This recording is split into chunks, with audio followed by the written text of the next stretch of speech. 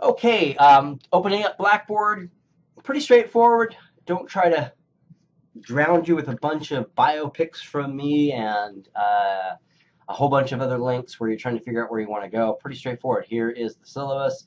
Here is the content. Everything that's in here is right here for you, divided up by dates. Okay, the end dates correspond to when each unit exam expires. Understand the unit exams are open now, so if you get through the material soon, soon enough you can attempt these exams before they expire, and I highly recommend you do that. Do not wait until the last day when a unit exam expires. You'll run into problems if you do that. Okay, let's move on with that. Before I get too much into the quizzes, the one thing I want to make sure you've done, if you haven't done it already, is download the lockdown browser. Let's go through that right now.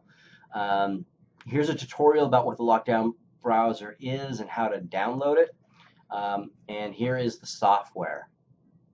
If you have problems, I just put that in there for you. Contact those people, the distance education department.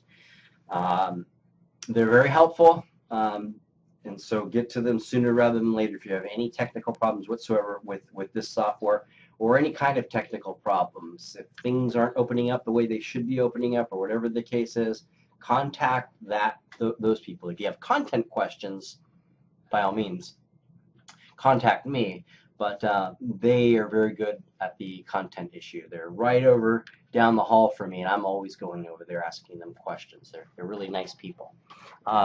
If you happen to call and you leave a voice message, do leave a voice message. But if they don't happen to get back to you within a couple of hours, don't hesitate to call back. Don't wait a couple of days for somebody to call you back. No one here intends to ignore you, but sometimes because of the volume, especially at the beginning of a semester, people could get lost in the shuffle. So politely, respectfully call them back and get your issue resolved.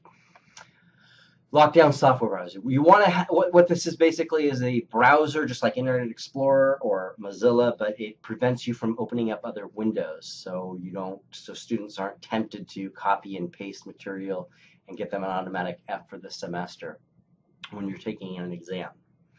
Okay, with that said, let's go into how to prepare for the quizzes.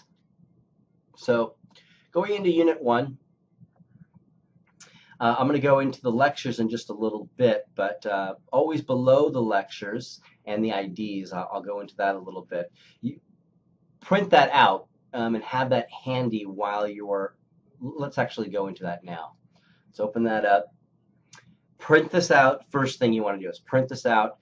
Copy and paste it actually and put it into a Word document, and when you do, give yourself some space in between each and every term. And I'll tell you how that will come in handy in just a little bit. It's for note-taking purposes, obviously, but do yourself a favor and take the time to do that. Here's Chapter 1, Reconstruction. Open that up. There's a link right there to open. Open that on up, and away you go to read, right? And you can print it out if you like, which I highly recommend doing. This one particularly is about 6 pages. So read through it. What I would suggest doing is read through it once and then putting it aside and coming back to it maybe a day later. This is why it helps to work a little, definitely with the schedule, and maybe a little bit ahead, because you can do this. And that way it will begin to kind of penetrate the inner workings of your minds. A lot of students will read it and say, I didn't get it. Well, of course you didn't get it. You have to read it maybe once, sometimes twice. What's nice to have handy is the identifications. So if you have when you're reading, you can jot down notes as you come across information, right? So if you notice a year they talk about or an individual associated with the ID or any kind of information, you could jot those notes down. That'll be very helpful. When you're done with that, then you are ready to take the quiz. And the quiz is located right here below. It's also all chapter quizzes are located right here as well. Simply take for the quizzes, you don't need lockdown browsers. That's only for the exam. But for the quiz, you open it on up, click begin, and go ahead and take the quiz. It'll always be 10 questions. It comes from a test bank of usually about 20 questions. You can take the quiz as many times as you want. Do note this, though, that it will record your average score. So note that. It will record your average score. You take as many times as you want, but if you are just guessing on things, it's going to hurt your average score. There we go. Leave the page. Okay. And that's the way each of them work, more or less, each of them. So if you go back here, you've got Chapter 2, the West, Chapter 3, the rise of big business and the Industrial Revolution.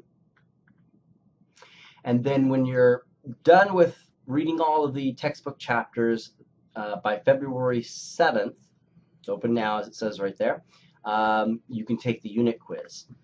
Now, the unit quiz is essentially taken from all of the chapter quizzes, the same exact questions, multiple choice questions taken from there. So if you don't do as well on those chapter quizzes as you like, the unit quiz is a way of sort of making up for that. And it does it in a couple of ways. One, if this score is higher than your chapter quizzes, your unit quiz will replace your chapter quizzes, right? So if you end up getting a 60 on the Reconstruction chapter quiz, a 70 on the West, and a 75 on the rise of big business in the Industrial Revolution, this quiz here, and you end up earning a 95% on this quiz here, that will replace, these will get plugged in as a 95. All right, so just keep that in mind. It's the same thing, though. It will record your average score, not your highest. So by the time you're done with all three of these, you will be pretty familiar. There might be some questions in here that you've never seen before, and that would only be because it comes also from a test bank. And it randomly selects from that test bank. So every time you take it, it might be a little bit different. That's basically how you will take the quizzes. It works the same each time, so understand that. So let me know if you have any questions about that.